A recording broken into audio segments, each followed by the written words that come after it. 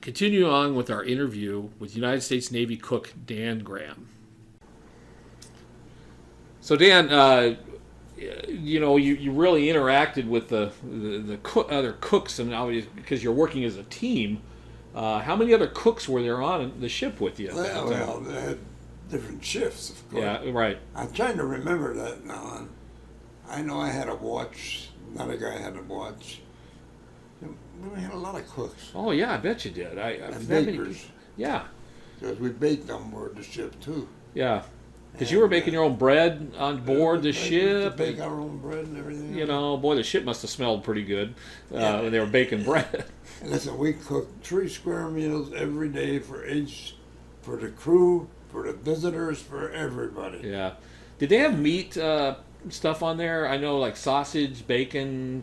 They had bacon. Yeah. I think they had sausage. I never ate sausage. Yeah. But what would be like the meal for like a dinner time? What would they serve up? I know. We used to serve Hamburger. Steak. Oh yeah. Oh yeah. Wow. And stew. We used to make everything. Oh, Anything that was on the menu, we made it. Yeah. Okay. So it was a go-on deal, Yeah. So when you were coming back, and these guys, like you were saying, they'd been at war for 4 years. 4 years. It wasn't like nowadays where you go for 6 months and you come back. Boy, they must have really been just. I mean, they were so happy to get home. Oh, I could just and imagine. When we hit San Diego with this first load, they had their people waiting for them. Yeah. The dock was full of people. Yeah, yeah. And of course, we were on board ship at the time. We were on board on top of the hangar deck, or whatever you call it. Right. Just watching all this, Yeah. Just taking it in. Yeah, and it must have been a heck of a party, I guess you would say. There was no parties. No parties? No party. This was just people glad to see their people coming home. Right. And these guys were glad to get home. Yeah. I mean, out of sight. Yeah. So after that, that's all there was. Yeah. Everybody just got to disperse from that time period. And I remember one time, I almost got killed, one time. I was on board this aircraft carrier, of course, and we were, at that time we were still qualifying pilots. And I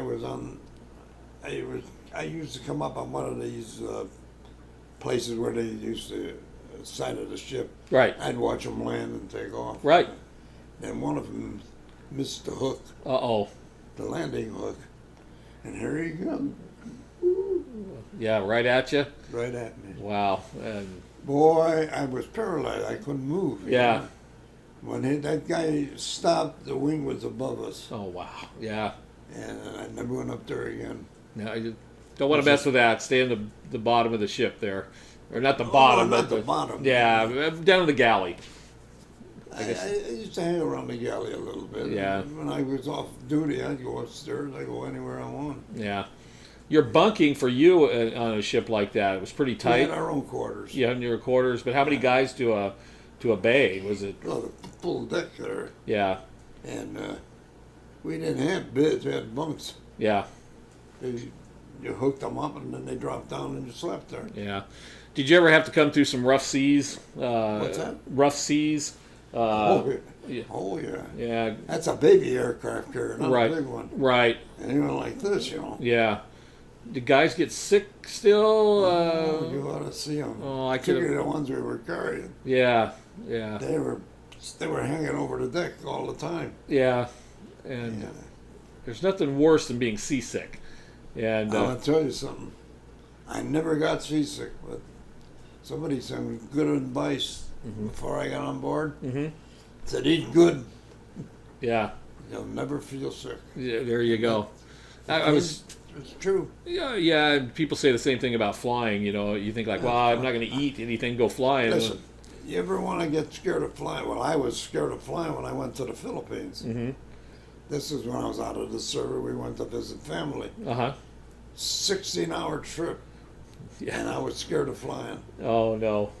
Yeah, I got on board that ship and I almost tore the seat out of the floor. I was scared rotten. Yeah. Once we got going and got into the air, and then I started leveling. Then got easy. Yeah, yeah. So you're not afraid of flying now, are you? No. Nah, no. you're good to go, right? We're planning a trip, but I'm not going. I've been there 3 times to the Philippines. Mm-hmm. Beautiful country. Oh yeah, yeah, Oh yeah. yeah. People, super. They used to treat us like God. Oh yeah. And this was the first trip over there, and it was good. Yeah. I liked it. Well, after World War II, that those countries really appreciated the United States soldier and citizen. Particularly the Philippines. Yeah, the Philippines. Yeah. They were grateful for what the U.S. did for them Mm-hmm. while they were in custody. Absolutely, yeah. Under the Japanese. Mm-hmm. Yeah. And they didn't treat the people too well. No, they I'll tell didn't. you something. Yeah. The family I latched onto, that I married a woman and all that sort of crap. Their father was a big shot in the guerrilla army, Okay. and he used to be one step ahead of them all the time. Yeah. They were looking for him like a needle in a haystack, Yeah.